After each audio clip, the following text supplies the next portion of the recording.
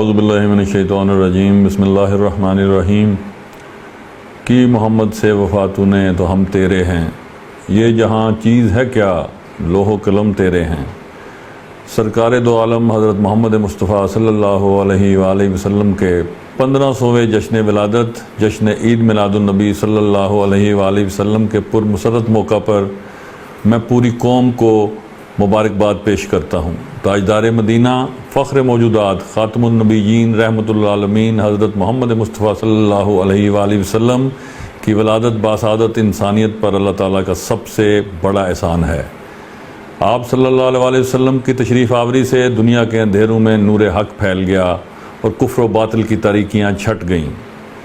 نبی اکرم صلی اللہ علیہ وآلہ وسلم کی حیات طیبہ بنی نوع انسان کے لیے کامل نمونہ ہے۔ آپ صلی اللہ علیہ وآلہ وسلم کے اسوہ حسنہ پر عمل پیرا ہو کر ہی دنیا و آخرت کی کامیابی حاصل کی جا سکتی ہے۔ آپ صلی اللہ علیہ وآلہ وسلم نے کفر کے خلاف استقامت، قربانی اور صبر کا درس دیا۔ ہمیں چاہیے کہ ہم اپنی زندگیوں کو تعلیمات محمدی صلی اللہ علیہ وآلہ وسلم کے مطابق ڈھالیں۔ آزاد کشمیر بھر میں جشن عید میلاد النبی صلی اللہ علیہ وآلہ وسلم مذہبی جوش و خروش سے منایا جا رہا ہے تاکہ سیرت النبی صلی اللہ علیہ وآلہ وسلم کو اجاگر کیا جائے۔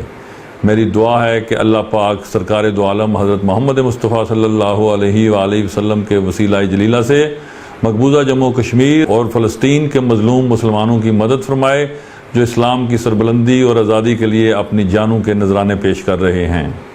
مارکہ حق و باطل درپیش ہو تو مسلمان کٹ تو سکتا ہے مگر باطل کے سامنے جھک نہیں سکتا۔